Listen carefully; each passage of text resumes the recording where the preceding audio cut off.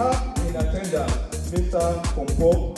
He's here on a private assignment, but he's very much welcome in our midst, as well as Mr. Tabo. They are both important personalities in the South African community that are those of them here. We have a group, the Successive of Sowore, and the chairman of that group is here in our midst, Mr. T. Can you indicate that way for time? You're welcome. As well in our midst, we have Dr. Reverend Anagu, Apostle Dr. Reverend Anagu of the Jesus the Bread of Life Ministry. You're welcome, sir. Also in attendance is Prophet Uche Amefula of the Voice of Glory International Ministry. You're welcome, sir. All right, thank you so much, Professor Fashino.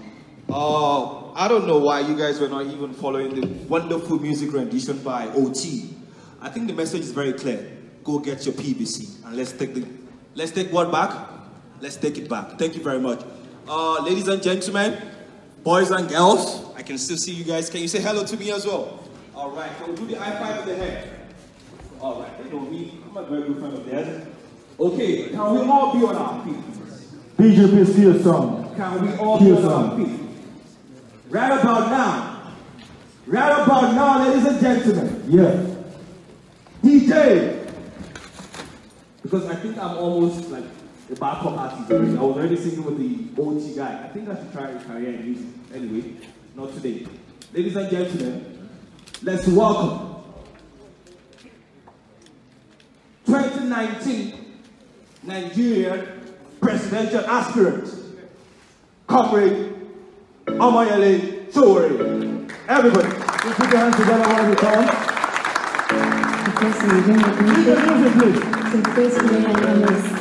DJ, I can't hear you guys. A round of applause, please. Don't stop. Do not stop. This is the reason why we're here. Comrade Omoyele Sowore.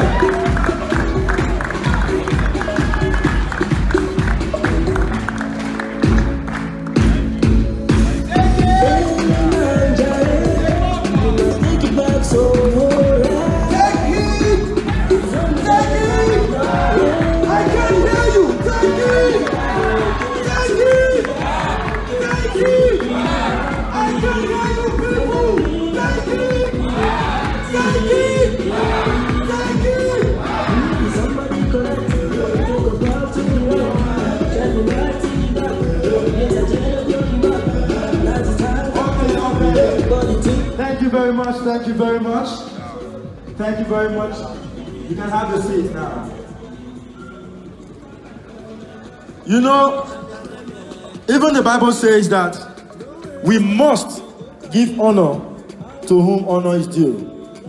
And I think the time that we have been talking about, the time whereby Nigeria must have the real change, the time is now. Too many times we have had presidents who are older than the country. And when a president is older than the country, there's no way he will have the feeling of that country. And so, this is the time for us to take it back. Do you know, in Nigeria we have people who didn't go to school, but they have books. In Nigeria we have many funny books in Nigeria. When you go to Nigeria, you see books like How to Look Beautiful, written by Adam Oshomole. How is that possible? The Value of Family Planning, written by who? Two-Face Nigeria. How to Write and Speak Good English, written by who? Dr. Mrs. Patient Jonathan. We really miss that woman. Because she helped in increasing the lifespan of Nigerians. I remember when Ojukwu died, so they asked her, what do you have to say about Colonel Ojukwu? She said, oh, Ojukwu was a great man. Even though he is dead, but manhood lives forever. Ladies and gentlemen, without wasting much time, I'm going to introduce Mabel to call on the next item on the list. Thank you.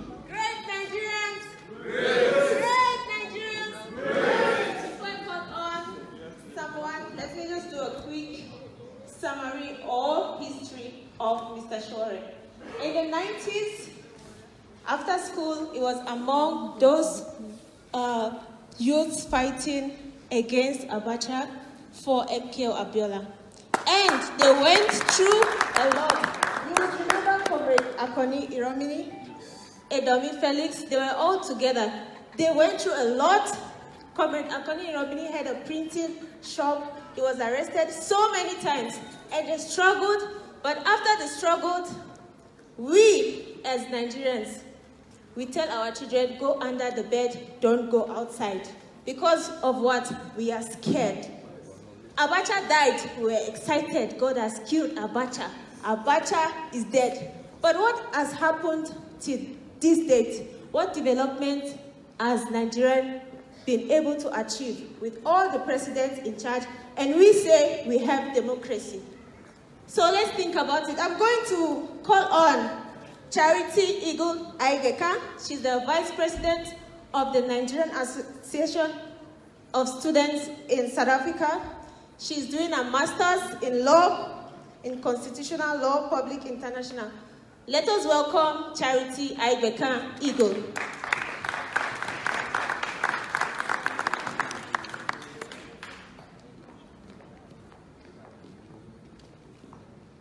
Great Nigerians. Great Nigerians. You're all welcome. I'm going to introduce the coordinator of this event, someone who made all this possible. She's a designer, she's an industrial psychologist, a businesswoman, and she is Mrs. Ikedri Sholare. Let's put our hands together as we welcome her on stage. Put your hands together.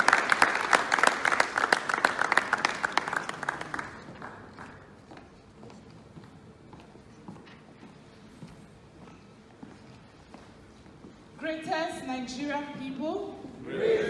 Greatest Nigerian people. Are we happy? I've been expecting this hall to be full. Where are the Nigerians? Are we ready for a change? Are we ready for a revolution? Are we ready for a new Nigeria? Then why are we still at home? It's a Sunday. I expect this hall to be full. Call your friends. Tell them you are here. Call your family members, your brothers, your neighbors. Tell them it's happening here. Those people who are angry, you can't stay angry forever. We need to take a stand. We need to take action. And this is the first step. You need to step out here. Express your grievance. Ask your questions. Share your opinions. Make your contributions. That is the way we can move forward. I am very excited and happy to be part of this great change that is happening in our country, Nigeria. I'm happy to be alive, that is in my own generation, that there's going to be a new change in our country, Nigeria. I am happy that I'm playing my own part. I am contributing my own quota. It's enough to stop complaining by standing on the sideline. Step in. Do your part, I do my part. And we move Nigeria forward. Greatest Nigerian people! Great. Before going further, on the item here is the opening remarks by the National Coordinator of the Take It Back Movement, South African chapter. This movement is such an interesting one. I seriously share and I'm very passionate about the vision. The vision is something that is going to outlive every one of us. It is what will erase the embarrassments that goes along with our green passport. It is a vision that is going to make our children and our children's children to become proud again of our great country, Nigeria. The guest of honor, Comrade Omoyele Sowore, the ever-active entourage and the moving machine. All protocols, the invited guests, and all persons seated, ladies and gentlemen, good afternoon. It is my pleasure to have you all seated, and my heart swells with immense joy and pleasure, knowing that we are all seated for a cause and still have passion for our fatherland, Nigeria. To the non-Nigerians attending this meeting, it is good that you have come to show African brotherhood. We want to be proud of an Africa where we can all move freely, operate freely, without fear or mutual suspicion. To many minds, the question may arise, why are we here? I have asked myself the same question again and again in time past, and have arrived at a decision. We need to have a nation wherein traveling out of the country is a matter of choice and not that of force. We need a country wherein a child goes to school not blankly but with a future. We need a situation wherein our leaders can talk to us and we will not say, see another set of lies flowing out freely. Nowadays, the gaps between the nation leadership and the citizenry is wider than that breadth of the Amazon forest. People just see the politicians as cash cows and not as responsible officers holding the course of the country. People see our common wealth as politicians' deep pockets. A sample survey of the youth in Nigeria today will show you where we are headed. Many of them cannot even tell you what their tomorrow looks like in practical terms. Ask them, why are you in school? And the best answer is, because my parents sent me. We need a nation full of hope. Something significant happened in Nigeria in 2015, which most of us took lightly. Nigerians showed the courage that they can change the national and state governments that were full of ineptitude and lackluster performances. It was unheard of in the history of Nigeria. Do you know who birthed the change? The youths. The likes of you and I, spearheaded by the likes of Sowore and other social media gurus, online publications, unassuming campaign, dedicated and sustained opinions on Facebook and Twitter. We dared intimidations and insults and stood for what is right. The end result, we kicked out the PDP and installed the APC government. Nigerians then have hopes, expected a halt in the drift to nothingness, wanted to see a country of hope, and looked forward to a renewed Nigeria where we can all thrive. What happened? The executive tribe, the legislators tribe, the judiciary tribe, and the citizen still are under the heavy burden of no hope.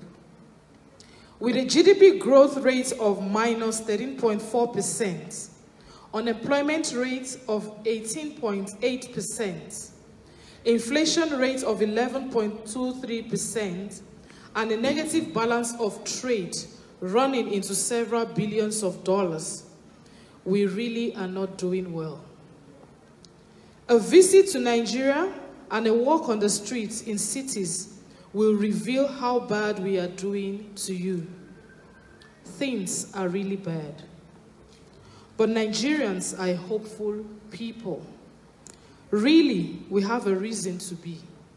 With an average annual GDP of 376 billion US dollars, we have no reason to complain. That is almost 10 times the GDP of Tanzania, which stands at 47.43 billion US dollars.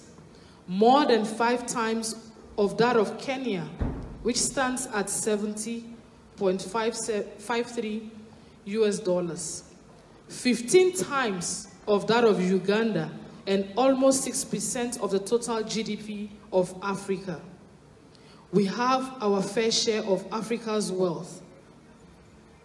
But the question remains, is wealth equitably distributed in Nigeria? I'm sure you know the answer.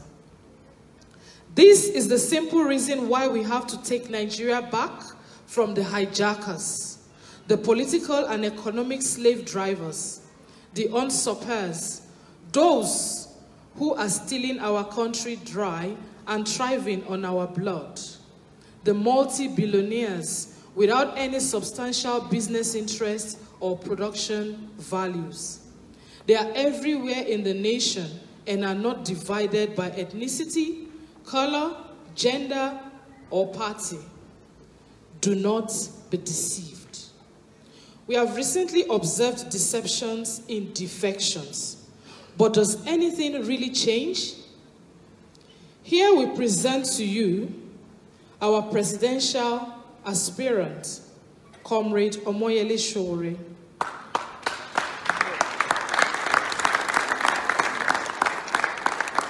He is the one who dares the lion. He can open a bear's jaws and take out the lamb.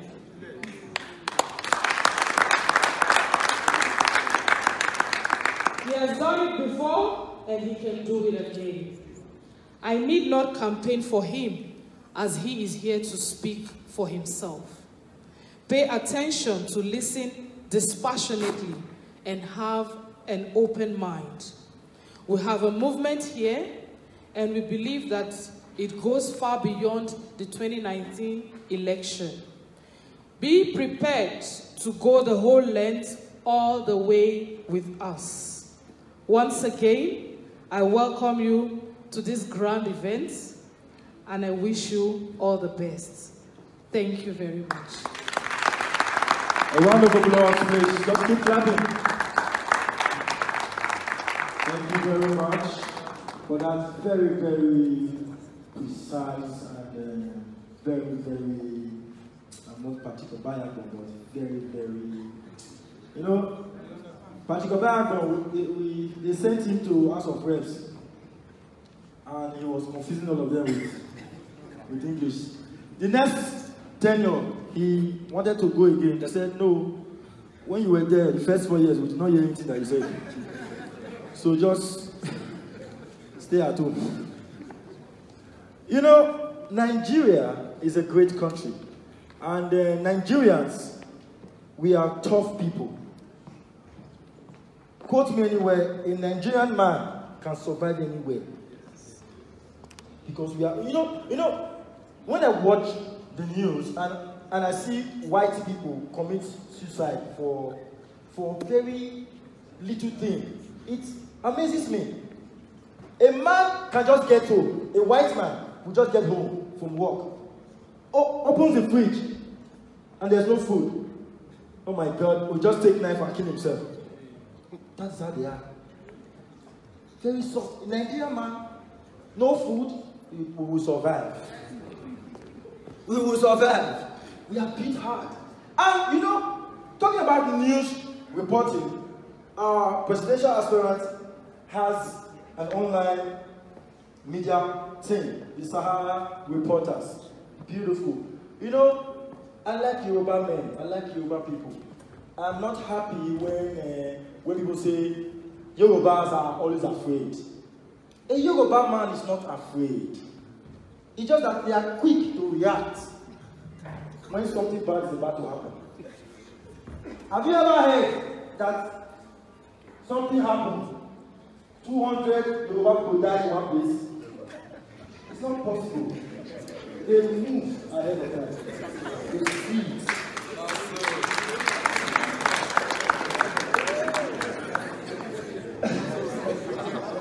I'm telling you.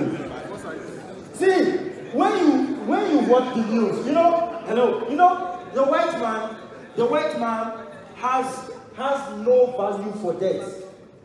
A typical white man, whatever the man does, he sticks to it. A white man will travel from the US to Kenya. We'll arrive at the capital, then we take a boat from Nairobi to Mombasa. From Mombasa, he will take a truck to what do they call it again? Safari. Then you see the white man will come out from the truck and will say, yes, right now, I'm about to prove to you right now that lions are human friendly. A white man.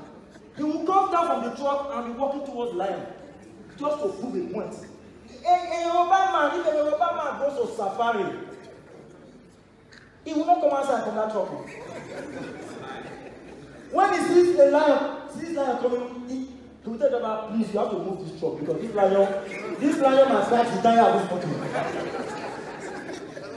When white reporters, when they want to report news, they report news live. They are not afraid. Yeah, right now, behind me, we have Iraq, where the war is going on right now. To my right side, we have the US troop. They are ready to attack. Oh, that building has just collapsed. Oh, there's too much shooting. In the war for life. Nigeria. We also report life, but it's in the other way around. And Nigeria, it has been one thing. For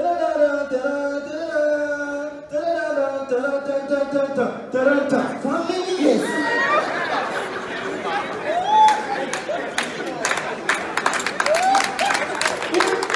If you're Nigeria, hello, this is Rabiu, and we are reporting live from the incident that happened in Maiduguri.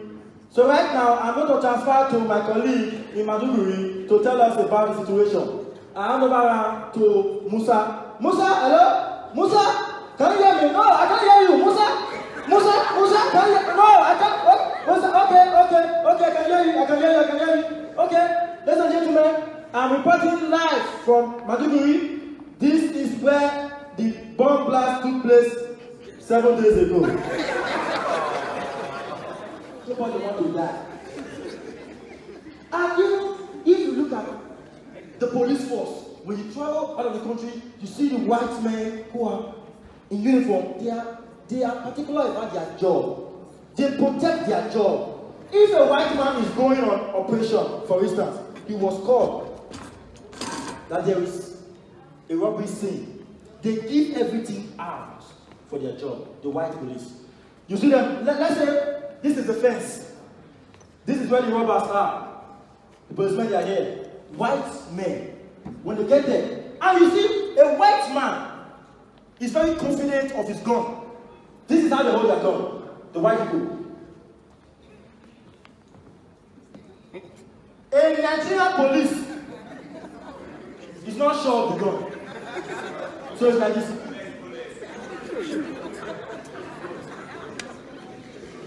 Finally, the white men, they get to the fence. They say, okay, right now, we're here. Sergeant Paul, go over. The sergeant will jump the fence and they will shoot the sergeant. Oh, we just lost one man. But we're going to keep fighting. Sergeant Andrew, go. So they will go. They will kill all of them. Nigerian police. And the guy they are shooting. It's okay.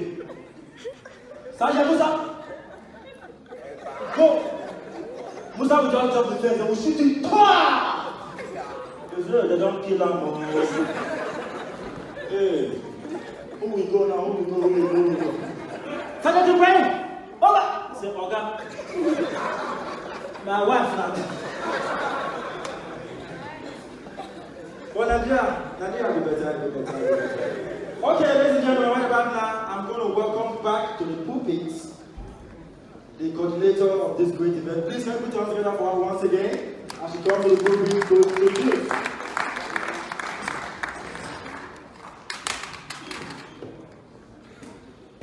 Thank you so much, MC Richmond. You know, sometimes when people crack jokes like this, ish, my stomach starts rumbling. I don't even know if I should eat or I should not eat. Quite a number of dignitaries are in our midst. Without wasting much time, I would like to call on Reverend Dr. Harold Anagwe and his wife, Mrs. Margaret, to please join us on stage. Also, Honorable Francis Solomon Ekohi Manikongo is aspiring to the Senator of the Federal Republic of Nigeria. A round of applause for him as well.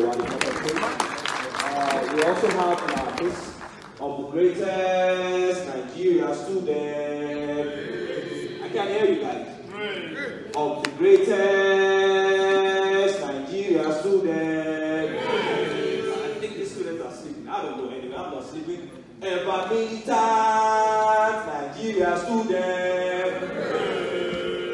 Ever Koboshi Nigeria student. Something is wrong. I don't know. Greatest Coco. Greatest Baba. Now, all you voice are the fast. You know? I really like voice and I understand. Greatest Shiwa. Greatest Toto.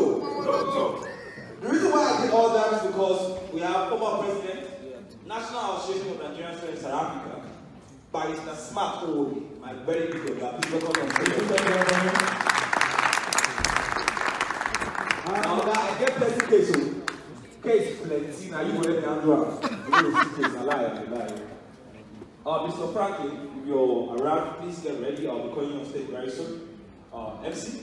Yes, you know, when he was hailing Nigerian students, you know, sometimes there was a particular event I thought, because I was addressing young people, so I felt they were students.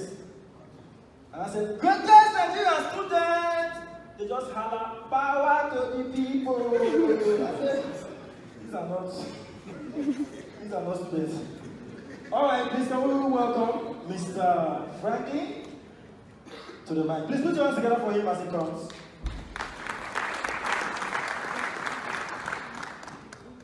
Mr. Franklin, are you here? Please just keep clapping till he comes. Franklin. Also, we'd like to welcome on stage the very important person in our midst as well, Mr. and Mrs. Oni, if you're here. Quickly, please, join us on stage and keep clapping for them. So, Franklin, a round of applause. Ladies and gentlemen, let's do it together. Mr. and Mrs. Oni, welcome on stage, please. Our presidential aspirant was one time a student union leader. And for you to be a student union leader, it shows a lot.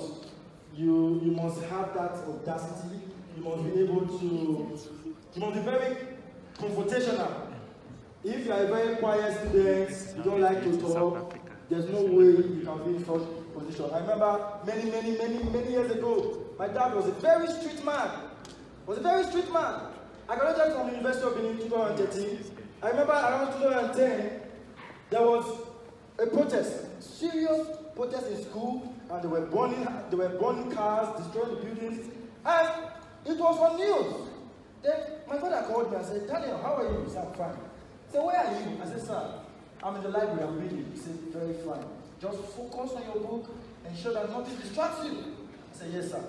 5 minutes time, my father called me again and said, I watched on the news that students in your university, they are protesting.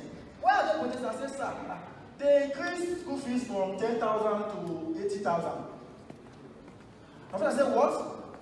Where did you say you are again? I said, sir, I'm in the library. So you better go and join them. Go and join them and protest this time. Who will pay? Go and join them. That's how I joined them. I became a radical student back then in university. All right. Ladies and gentlemen, Mr. Franklin, please, over to you now. Thank you. Great Nigerian. Great. I don't know what this is. Great Nigerian. Great. That one is for me. Is that this kind that we want to take back Nigeria, but we can't even shout great. Greatest Nigerians. Great. That's more like it. Greatest Nigerians. Great. That is very, very good. Thank you, my sister. for making this activity. My name is Franklin. Franklin Okoro. I'm a Nigerian from Imo State, and by God's grace, I am contesting for the Federal House of Representatives in Imo State. The reason why I came in this morning, 3 a.m., just because of this, I was supposed to still be in Nigeria. I was there from the beginning when this program started. We tried everything to ensure that you attend the Mandela Day program when Barack was here. But the notice we got, the tickets were all sold out. So we couldn't do anything. We tried everything we could, even the golf. It never worked because everywhere was so good. And I was running against the time. After the 18th, I had to travel the next day to Nigeria. And the reason why I came back and I said, no, for whatever reason, I'm still going to go back, but I need to be here when you will be coming to South Africa. The fight we are fighting is not ordinary. The reason why we're here, this journey, it will be very wrong of us to underestimate the people we are contending with. These people are not joking. So when you are here, you should be angry in your spirit. This is not party. This is not where we come to enjoy or laugh or joke. This is a serious business. It is an extremely, very serious business. These people have made up their mind that they are not going to vacate that office. That is what I witnessed. So if you're here and you think it's just for us to just come and support Mr. Sowore, you're misleading yourself. These people are determined. They are experts in the game. They've perfected their craft. They have people on the ground. It's not enough to make noise on Facebook, complain all you want. It's not enough to be angry and send all messages. They know you are a master of sending messages. When you hear Nigerian news, you forward to all your friends. That's not what they know. Those things. They don't care about it.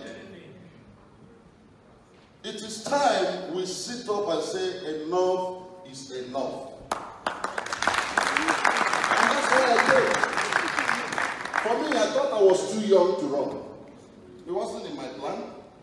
I never anticipated that at this stage I would be going to fight with these people. But there comes a time in a man's life, and I believe that's the same spirit that led you, that you said, no, I'm going to get involved, whatever it takes. And that's why I went. I left everything I was doing here, and I went home. Thinking that it was going to be so easy. Their eyes, their mouth were open. They are looking to some certain category of Nigerians. It's a business for them. Election time. They map out strategies. Some want to buy land from people that are coming. Some want to build houses. They have projects that they are anticipating that this election, by the time they finish this election, they will be able to finish those projects. And that is the mindset of our people. And that is the reality. So when we are coming here and saying that enough is enough, you should have your reasons. You must know why you're here in the first place. Are you here to jump the wagon? Are you here to be entertained? Are you here to just say, oh, okay, I'm just getting involved? If you have it wrong, the same thing that is happening will continue to happen. So I'm taking this opportunity to capitalize on those of us that are here. How do I come in? What can I do? I was even told that even though you said these people will vote for you, this card reader, don't you know that it's someone that programmed it? And they're not joking. So while you're trying to make attempt on what you need to do, you must also investigate that these people are determined to get what they want. So what is your role in all this? Is to support this young man. The journey is just beginning. He knows. He came from Nigeria. You know that this is not for our side. They say this is not my. What are you going to do to your family? What influence do you have? What orientation are you going to tell them? That, you know, if your mom in the village is trying to canvass you, she might find it difficult. Because she believes that you have traveled out, you have seen things differently. But if you as a child will call your mom and say, no mom, there's this person that we heard about, why don't you just gather people and surround them? I think she will be able to say, no, my son has spoken. That is the role that you need to play. You may not all travel and go to Nigeria for PVC. But the part you need to play is to be identified and actively. Not only in South Africa. Making noise in South Africa will not change anything. What effort are you making to carry everybody along? Get your family.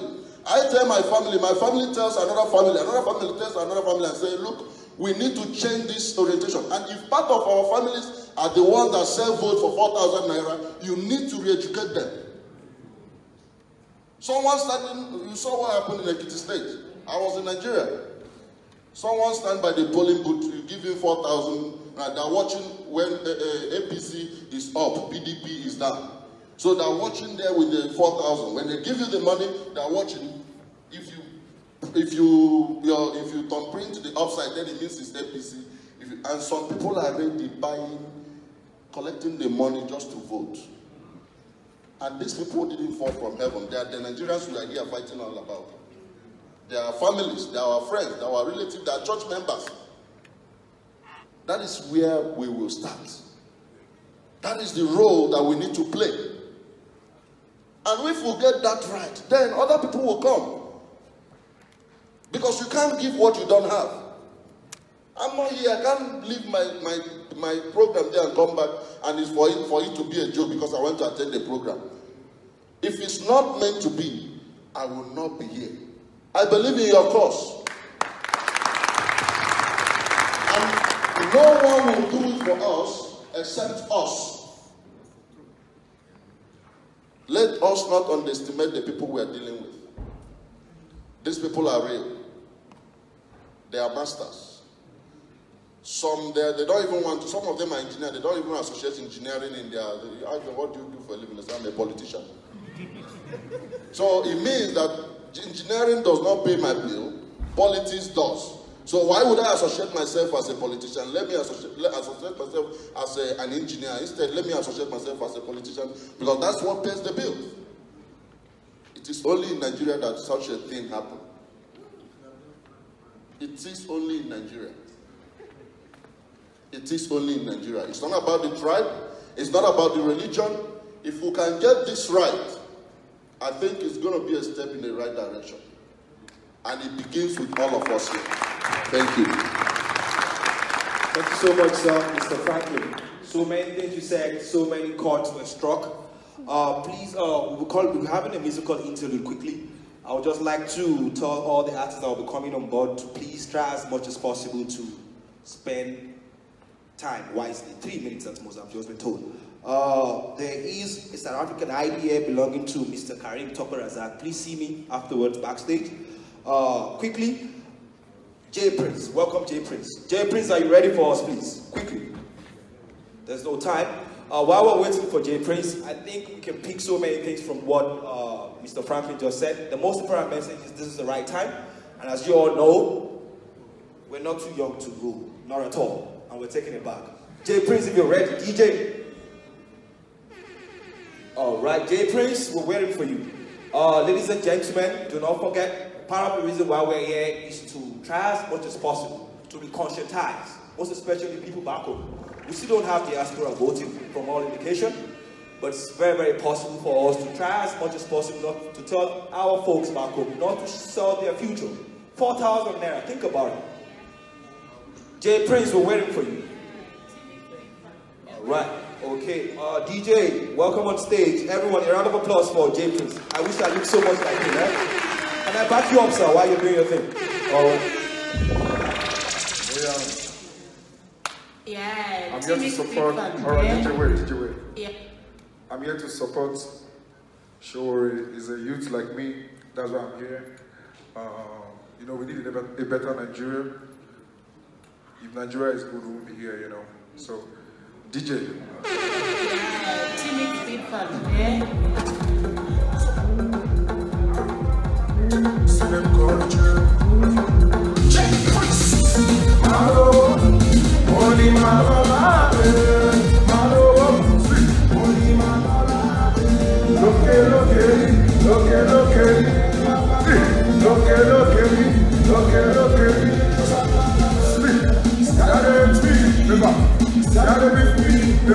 They want me to go down, they want me to fall down. Look at me, that's my prayer. Look at me, that's my prayer. Bring me my bushi, Marara. Bring me my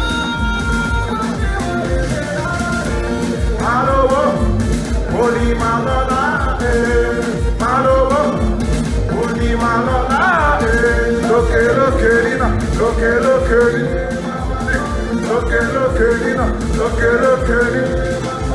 See, everything you go through now, just a story now. Whatever you pass through, just prove it. I hustle and pray day and night, just to see the better days. And my sweat is not money now, and you want to stop my shadow. Who you be? If I hear, who you be now?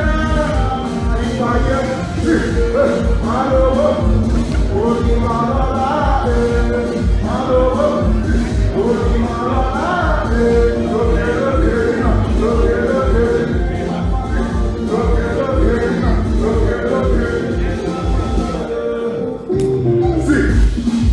thank God, Baba ti ṣe o.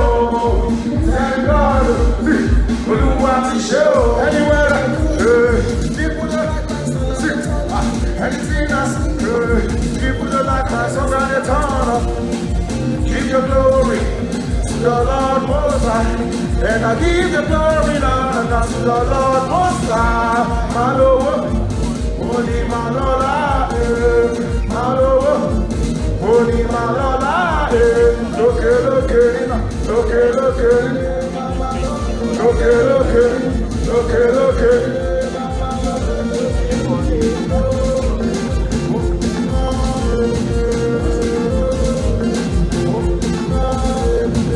So, I love you, man. I love you. Thank you so much. A round of applause, please, for J Prince. Following him, we have Fuck Your Large. A round of applause. Fuck Your Large. Are you ready for it? Yes. Good evening, ladies and gentlemen. When I say take it back, you say show it. Take it back. Show it. Take it back. Show it. Take it back. This is the time you have to stand up and fight for our rights. Drop it, DJ. Yeah. Oh, na. See.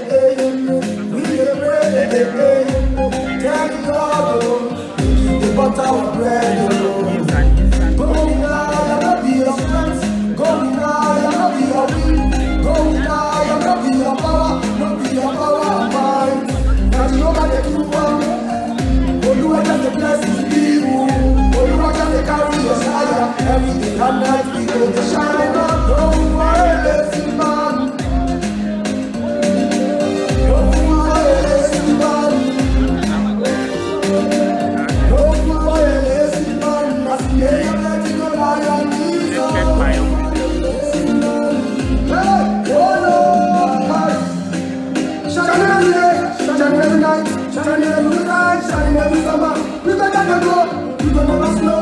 We don't have the money, high and low. How many lies and cross the border? Kill them with suicide and for prayer. Every day when I feed the fire, fire than dead. Do something for the lazy. Everybody go bless us. Oh, they come by my eyes, take it back.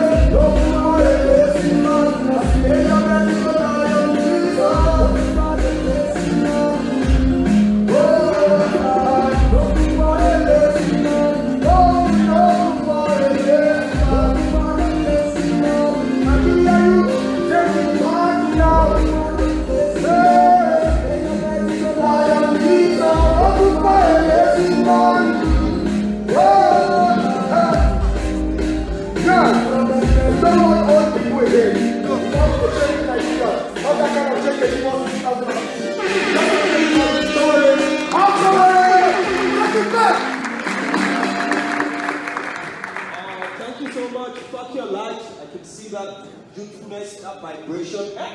Fuck yeah. I think I know what that means, right? Fuck yeah. The guy is fuck yeah really anyway. Madam Doris, I'll need your assistance once again. I think this is the time we've all been waiting for, but I don't think I'm capable of doing this. Let's welcome once again on stage the moderator, the coordinator for today, Madam Doris, please show them. Thank you, my people. I'm always delighted to stand before you. I feel very humbled, and I appreciate you for taking your time to be here. Without wasting any further time, I want to introduce to you someone who motivates me, who has got agility, someone who, you know, his strength amazes me. He's always on the move. You always have to run to catch up with him. He is a pro-democracy campaigner, an activist, the founder of SAHARA Reporters. He is originally from Ondo State of Nigeria.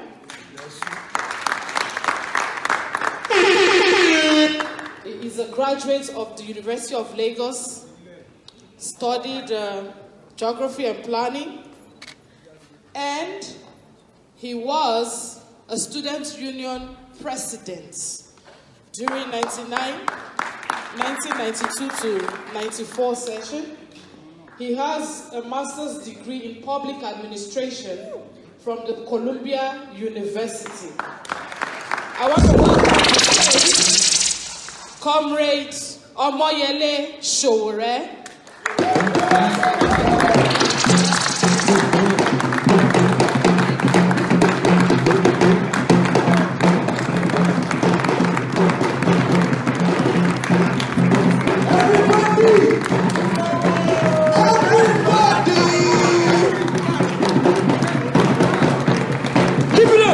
Keep it up! Where you know? Sowore, where you know? Bolo mogu, where you know? Where you know?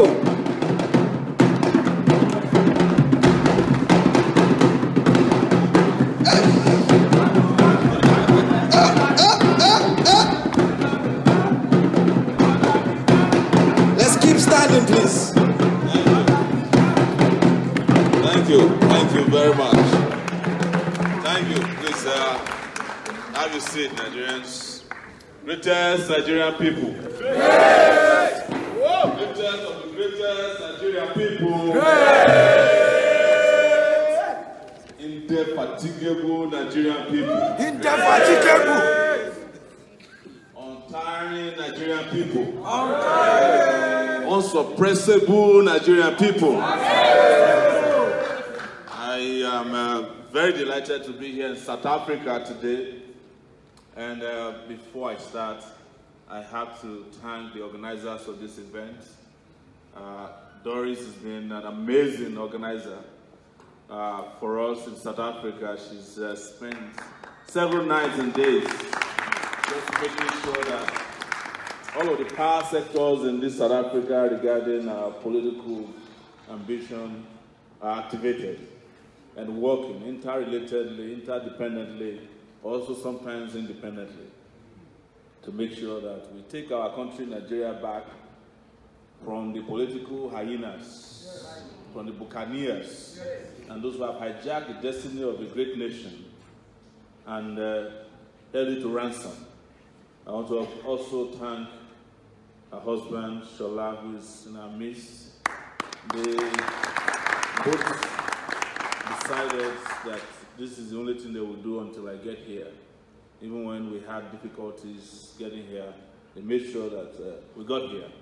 I also want to thank our pastor here who opened his church to us today to speak about the future of Nigeria. I want to thank those of you who have come from all over South Africa. I heard people came all the way from Cape Town, Durban, to be here with us tonight because this is so important to all of you that Nigeria must be a different country in 2019. And as I've always told you, I have no apologies about my position on Nigeria. I also have no respect for the leaders of Nigeria as they are currently imposed or composed on us. I have also never missed words about where Nigeria needs to be, and that is that even though we are looking towards winning the election next year, it has to be the beginning of a series of things that need to happen on that, in that country and on the continent of Africa. So, as Musa told you, and those of you who are here from the University of Lagos, I see some very interesting faces in the audience. We have come a long way. From 29 years ago was the first time I stepped into the University of Lagos as a freshman. And we were confronted with two options in those days. It was either to be the UNILAG student that everybody wants you to be, what we used to call a go for show. That is, you wear nice clothes, and some of them can afford cars, or to take a different direction, which was unpopular at that time, fight the military, and I decided to go for the other option. I remember one night we were seated in front of the hostel, and we were told that Shino Peters was coming to perform on campus, and that if you went to that show, you will be lucky. You know what lucky means at the university in those days. I couldn't afford it, so I never went. And another person who is in South Africa tonight, but we got to find about him very late, Femi Falana, was also coming to campus to speak on campus about the World Bank loan that the Nigerian government was going to collect at that time. So I opted to go to Femi Falana's event, and I never regretted it today because if I had gone the other route, as you can imagine what would be happening to me today. But I went the route that wasn't popular. So from the University of Lagos, we took on the mantle of being very few activists on campus because it wasn't popular, like I said, at the University of Lagos to be an activist. It was more popular to be a socially conscious person in terms of how many parties you attended. But by the time we left the University of Lagos had changed from a go for show to a go for struggle. And it became the bastion of the opposition against military rule, to the extent that I was expelled twice from the University of Lagos. As I joke about it, when they took my expulsion letter to the Senate the second time, the University Senate, one professor asked them, well, we expelled this guy before. Why are we doing it a second time? But he said he managed to come back, so let's do it one more time for the final time. I was also physically abducted on campus at the point I was injected, and the story It's known to a lot of people, graduated from the University of Lagos. I almost died. In fact, most people thought I had died. Because we had several challenges when we were on campus. There was military rule, and the children of the military and the political class also constituted themselves into another group of gangsters on campus. So as we were fighting their father outside, we had to fight their children on the inside. This is a true story. But the sad part is that 29 years after, the struggle has not yielded much. I have fought on different fronts, including forcing myself to switch over from the career of being a geographer to being a journalist. And I've fought for a lot of people, I've fought against a lot of people. I have been tagged a public enemy. My name is at the Nigerian airport. Anytime I'm traveling, I'm flagged. I've been targeted, I've been detained, spent time in several prisons or police stations in Lagos and other places around the country. Until today, the system has not forgiven me, and I'm sure it has not forgiven you too. And the reason is because we are the ones who should be pursuing the system, but we are running away from the system, thinking that if we run away, the system will leave us alone. But as you know now, in South Africa, where you are, if you are in the UK today, if you are in America tomorrow, everywhere you go, Nigeria will follow you. No matter how long it takes, even when you change your nationality to another person's nationality, that Nigerian DNA will be ingrained in your passport.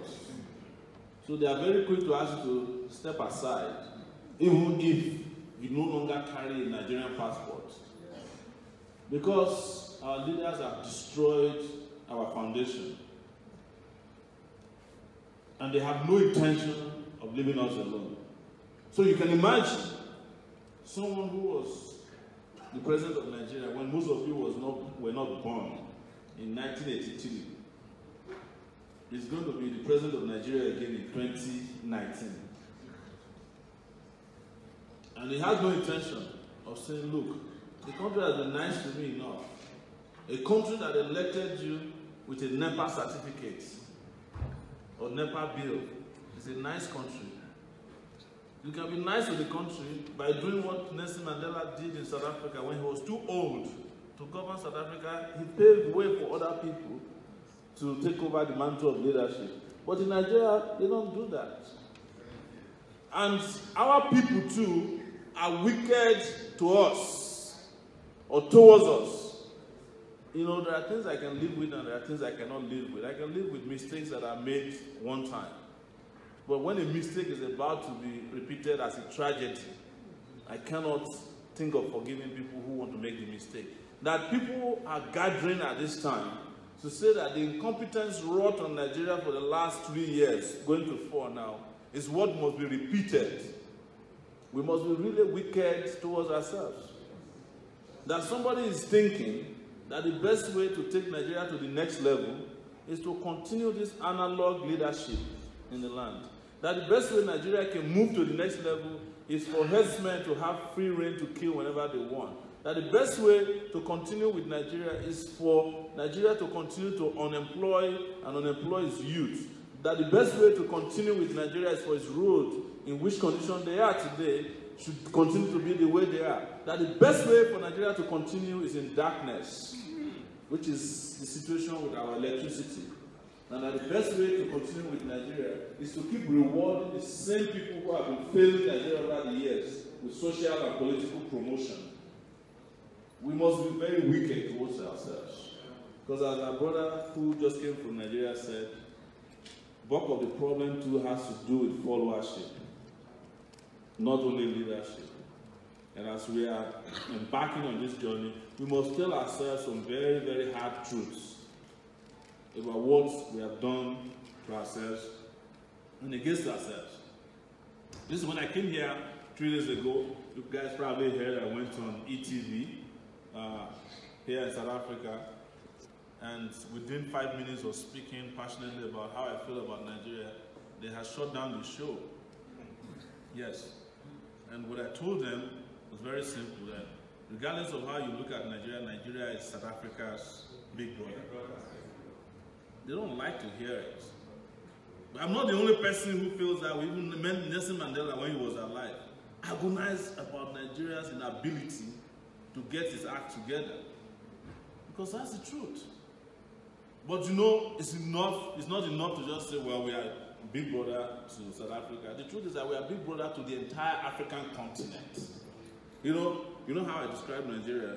If you look at the map of Africa, it's like a pistol facing the ground. And Nigeria is the trigger. Right? So if you don't pull that trigger, you can't shoot anything. Yes, you go and check the map of Africa. And if you look at the Horn of Africa, with the Suez Canal, that's the other side of it. So Nigeria is a trigger. It didn't happen by accident. You know, I'm a geography major, right? So, but that trigger has not been able to trigger anything. So the big brother that we are is just one big bear, you know, that is of no use, to be honest with you. It's that kind of a big brother you have that doesn't have a job, doesn't have a house, don't send their children to school. Right? So it's very difficult for South Africa to respect the expression. But at the same time, I needed to send the message to them because since we are changing Nigeria next year, they need to get the memo in advance that the big brother is coming on. Right. Because even South Africans and the rest of Africa know the reason why Nigeria is not performing its big brother role. You know, it's not to say that we are not performing. There's a difference between being a generous big brother, giving what you don't have, and acting in that capacity legitimately. So we want to serve the notice to the world that, you know, we are ready now to take our destiny into our hands. And we are going to do it by voting out the people who have made it impossible for Nigeria to realize its potential. Amen. That's the message I was trying to send to them. Because of that, the South African Broadcasting Corporation cancelled an interview that I was supposed to have with them a few hours later. Also, the Metro Radio FM, whatever they said is a big deal here, also cancelled. They all work together. But it doesn't matter now, it's too late. Nigeria is coming back to life. Nigeria is roaring back to life. And I said it also yesterday somewhere that somebody asked me a question and said, you know, we need to all bond together as rats to go and bell the cats. And you know how that story about rats meeting, and they said, let's go and bell the cats. And they start asking us, who will go and bell the cats? I said, I reject that. Nigerians are not rats. And these political leaders are not cats. But at the same time, they're like lions who are stealing our offsprings. So I gave an example of the Battle of Kruger Park in South Africa, somewhere here, where lions, a few of them always go in and steal the offsprings of buffaloes. And one day the buffaloes, after running away, after a while, they turned around and they came after the lions. You must have seen the videos. And that's what we need to do in Nigeria, to save our future, to protect ourselves, to guarantee ourselves a homeland that we can all go to. Please don't let me lie to you and don't deceive yourself. I've traveled out of Nigeria or traveled constantly out of Nigeria for 19 years. There is nowhere like home. You know, I don't want to deceive you by saying that yes, you can have electricity, life can be good for some time, but after a while, you are just part of the statistics of immigrants. And the question you should ask yourself, everywhere you might be doing well today, is that if the people in those areas are not doing well, how long can you do well for and they'll be looking at you? You know? And doing well is relative if you are not supposed to be where you should be. So I guarantee you in this crowd, a lot of you want a country you can go back to. Most of you, as a matter of fact, will only love to go to South Africa on holidays, or America on holidays, or the UK on holidays, or Europe on holidays. And we have enough resources on the continent of Africa, particularly in Nigeria, to make our country great. But some people deliberately sit down every day, or they have sat down over the years and said they are never going to allow you to have that progress that you have been looking for. It's as simple as that. It is not as if there are no budgets for highways that will make you travel from a place like Pretoria to wherever you want to go, and you won't hit a single bump on the highway. Nigeria's highway structure right now is so bad that anytime you see a crater, it will look like the map of Nigeria on the highway. And there's no improvement. Our security system is such that if you want to travel home today, you have to be careful whether it makes sense to go or not, because you don't know if you make it back. And it starts to happen to you from the airport. You feel the animosity towards you from customs, immigration. They ask you, what did you bring for me? How can I take something from you?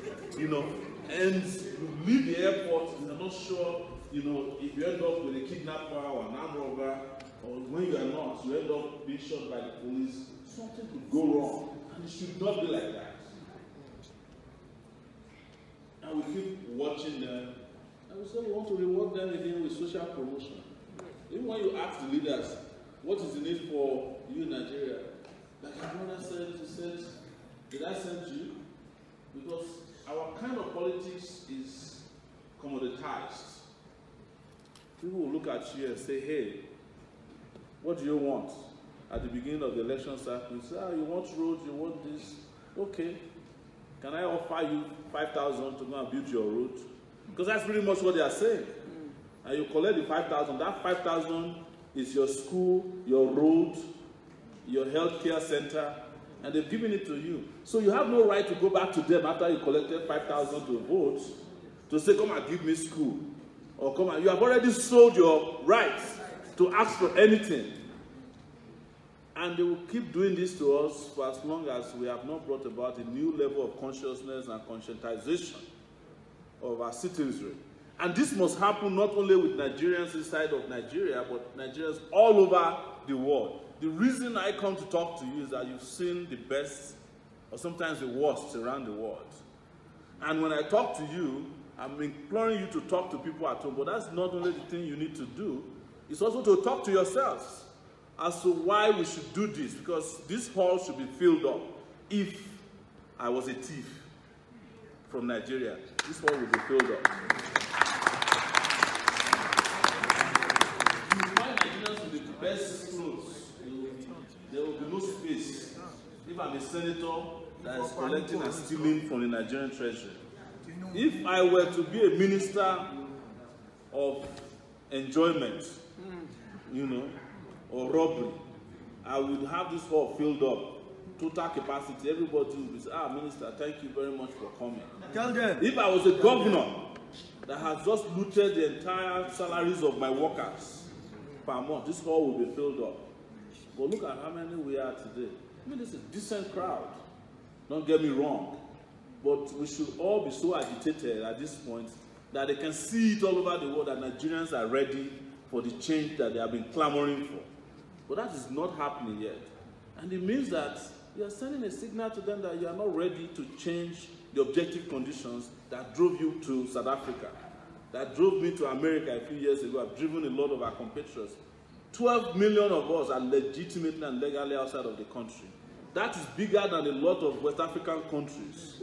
And those 12 million are the ones that are holding and helping out to keep Nigeria the way it is. We are the biggest foreign investors into the country, with $50 billion sent through Western Union, help me take it home, and all those kind of means of money transmission that you do at home or transfers. 50 billion is what goes into Nigeria. So you have a stake inside of Nigeria. You should not be afraid to exercise that. Because probably you'll be reading on Facebook, why are you going to South Africa? Are they going to vote? No. Voting is not by the voter's card alone. You can vote with your voice. You can vote even by ensuring that you don't allow people to take your space unnecessarily, to suppress what is legitimate and right. On Facebook, places as simple as Twitter, these bad guys are also occupying all those spaces. Yes. Have you never seen a guy consistently who comes to your Facebook status page to start writing rubbish?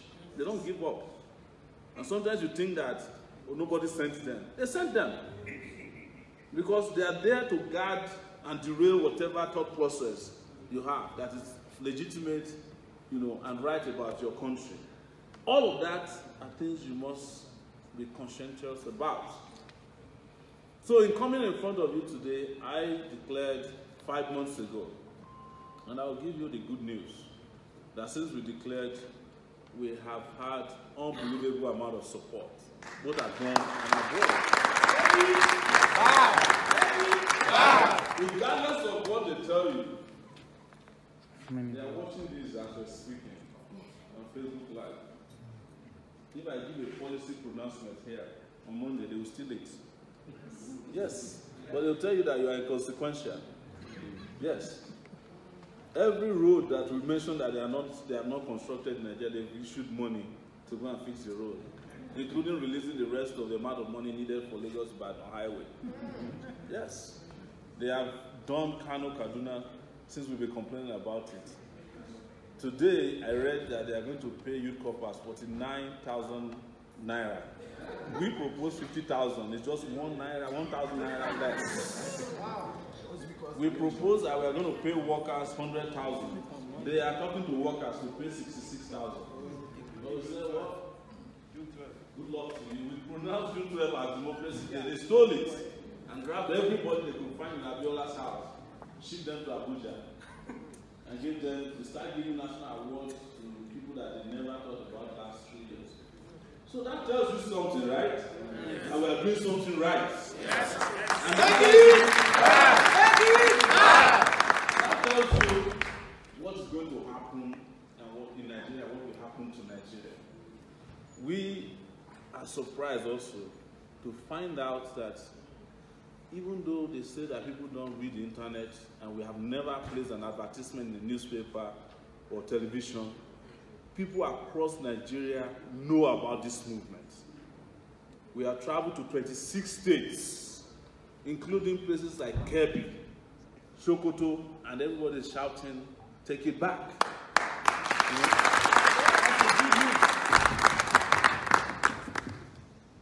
When we went to the north, we understood what they were doing. You see, I hope all of you will understand that there's no dichotomy between poverty, wherever it is. What they did to Northerners is a social experimentation of poverty, so that nobody can go near the north. They decided to improvise the northern part of the country. If you think you are poor in the south, just dare to travel a little bit beyond Abuja.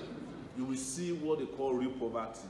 You know what I call dynamic poverty, poverty that stares you in the face. It's not a laughing matter. But the reason the people who carried out that poverty are people who came from the north themselves. And because they don't want anybody to go near, they say that they can be getting that 12 million votes that they get. Because it's easy to confuse people who are poor. Yes. Yes. And when you mix poverty with ignorance, lack of education, you've got the WMD, weapon of mass destruction. You know. So when you see that 500,000 people come to their rally, it's because that experiment is working. Because it's difficult to find 500 people who are mentally sound, who are educated to follow Buhari. I mean, it's not possible. Yes, you have to be mentally deranged, even if you're educated, to be following somebody who did this to Nigeria in the last 3 years. But anywhere that's been destroyed with poverty, you always find people who will follow in mass. But yet, these people in the north followed us. We went to Kano, they followed us, and we asked them, do you know us? They said, of course. Are you not the Take It Back people who have been working to make sure that this country works for all of us? And they started the song that we Save Obo instead of Save Baba. You know, they realized that the Babas have banished their future into oblivion. And the only way to retrieve it is to step out, but they are still too far, below what we need. But regardless, the good news is that a lot of people are waking up around the country. And even young people, several young people who stood up before and said they are running, they have also come to the realization that we need to join hands together. And before I came to South Africa, I met with so many of them. And when I met with so many of them, I listened to them. All of them have amazing programs for the country. And I cannot condemn any one of them, but I have to say to you that I told them, I said, look, the kind of leaders we need are not the grammar-speaking ones alone. Yes. There has to be people who are willing to fight these people, because regardless of what we are doing for 2019, what needs to happen is that there has to be a revolution. I mean, I am not going to mince words about that the election is very important, but it has to be a revolutionary election in which we are willing to stand and die for what we believe. Tell them, Sowore. Yes. Confront them. That is why we have to put our best foot forward. I cannot go and unite with a young person as a candidate, and then they slap him one time and they say he's handing over to Atiku. I'm serious. I cannot surrender my agenda to a young person who they will just go to his house and say, I just shoot once, and then he said, no, I have left the country. We don't even know he's very far anymore. I have been fighting them for a long time, and I've stepped on their toes. I call myself an equal opportunity offender of the high and mighty and the powerful and the rich in Nigeria. And I fought them my entire life, and there's nothing to lose. I should have died at the University of Lagos at the age of 23. That I survived until this time is additional bonus to life. Yes. And if whoever is in control of my life can give me to this point, that means there's a purpose for that life. And I must not misuse it. And the trajectory of my life has been to fight for what is right and fight whomever is standing in the way of progress. When we were leaving the University of Lagos, we had a vice chancellor and a registrar. The registrar called me and said, "You will not graduate in my lifetime." Yes. Omotola, not Omotola, Omotosho is his name. Omotosho, yes. And then the VC also said that.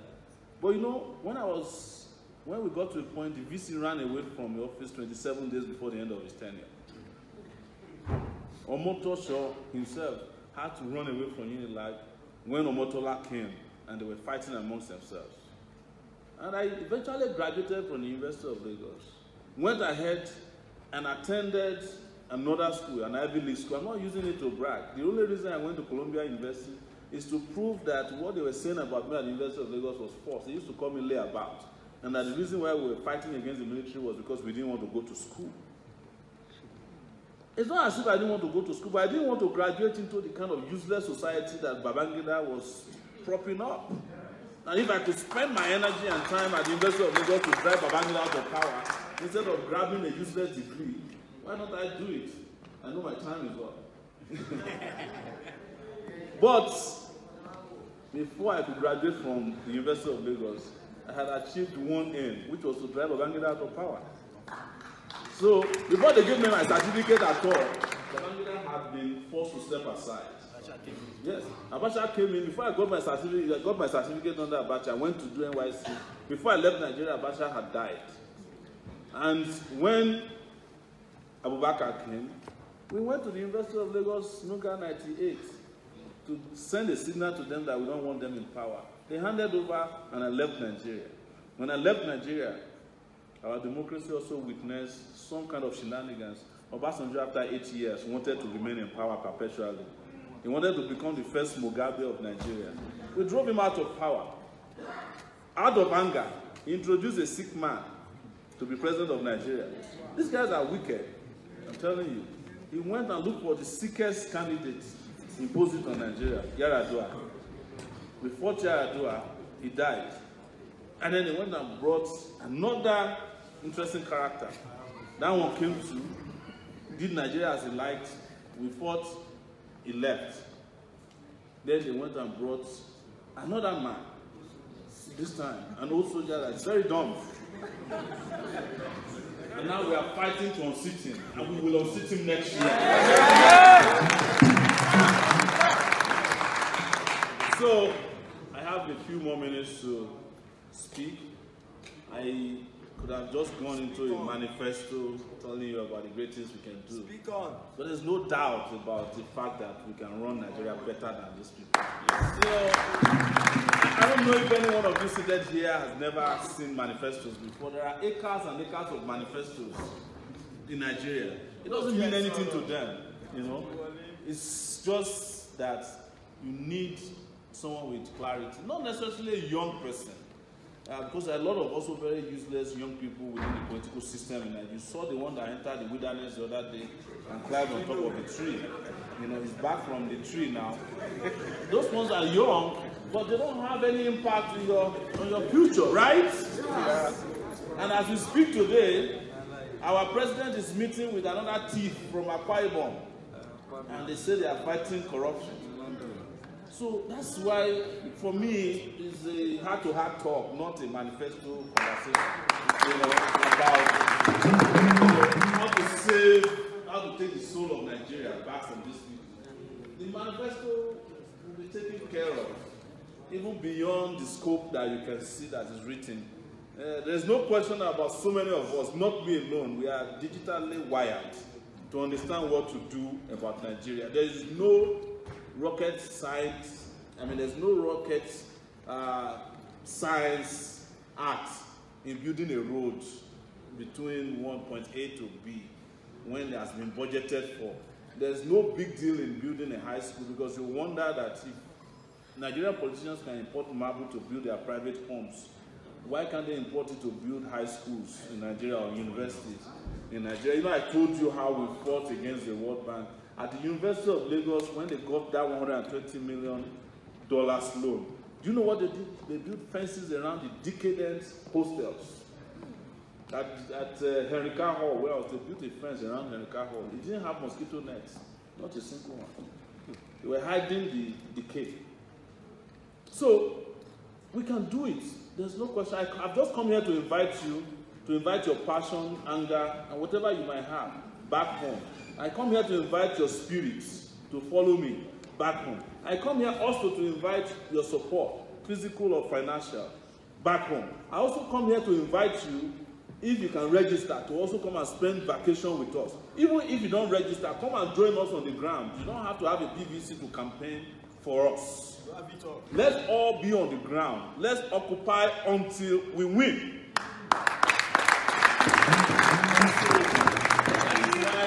Yeah.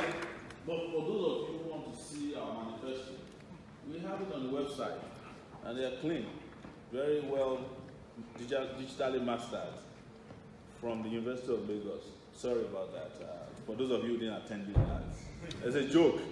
Don't get upset.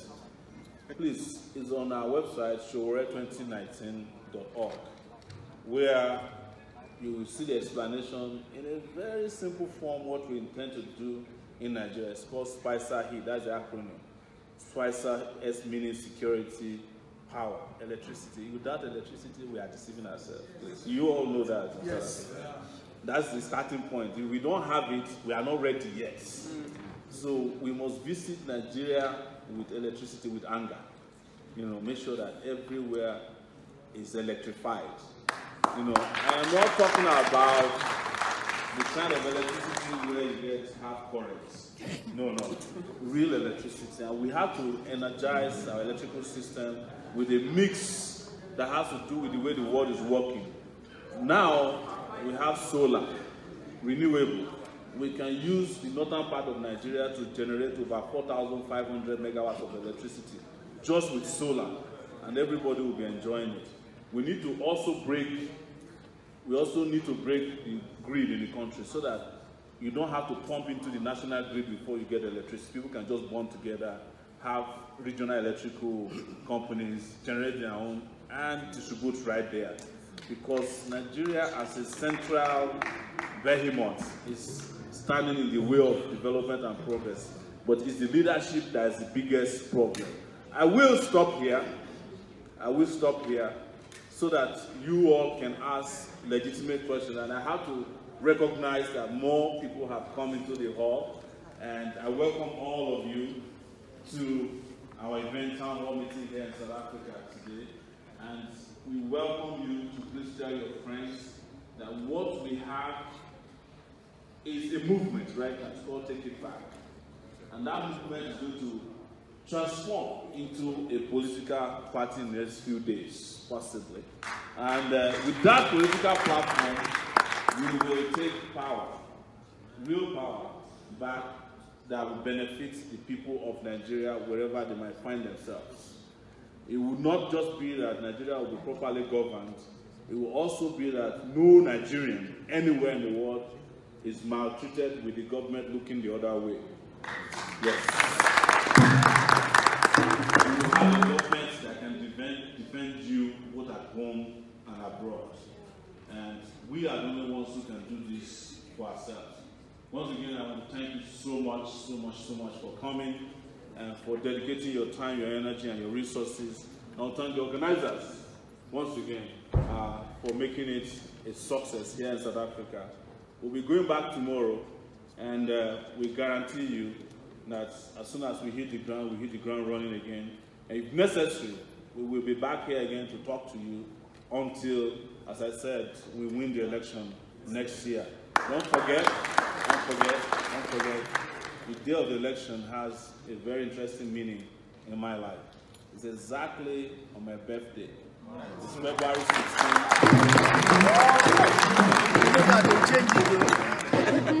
When they know that, they will change it. That means they are going to postpone that date. Exactly. When they know it, they are going to postpone it. But you should let them know it now.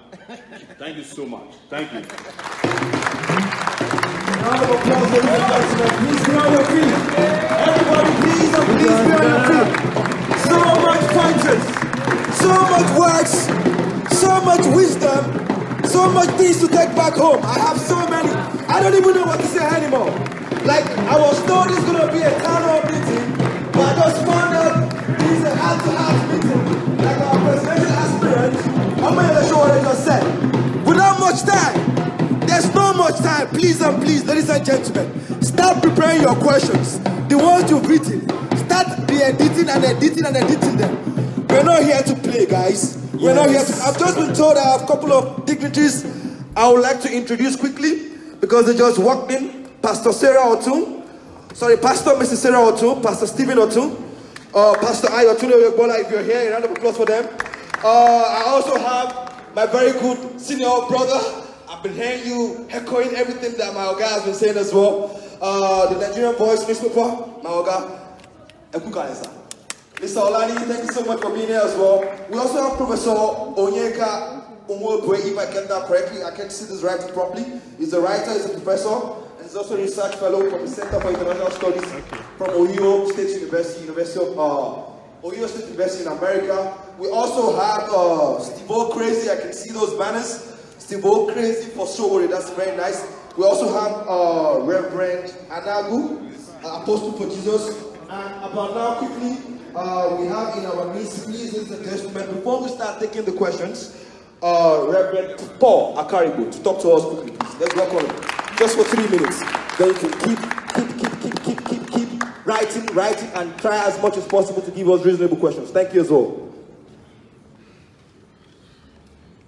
I'm so excited and also very, very grateful. My name is Apostle Paul. I'm a son of the soil, Nigeria, even though I'm a South African citizen. But let me tell you, as our president rightly said, I'm now 48 years old. I run away from Ondo State when they want to kill me because June 12th. This is bullet from Alausa police station here. They arrest me, naked me. I was following President for a long time, but I mean, there's no chance to be like this. I didn't look for him, he looked for me in South Africa. And I hear this president is. What I'm trying to say is that Have we ever found any Nigerian president looking for his people? Yes or no? No. Thank you. Among of you here, I see ministers under this president, Honorable President Omoyele. Under the presidency of Omoyele Sowore, you are going to be a minister.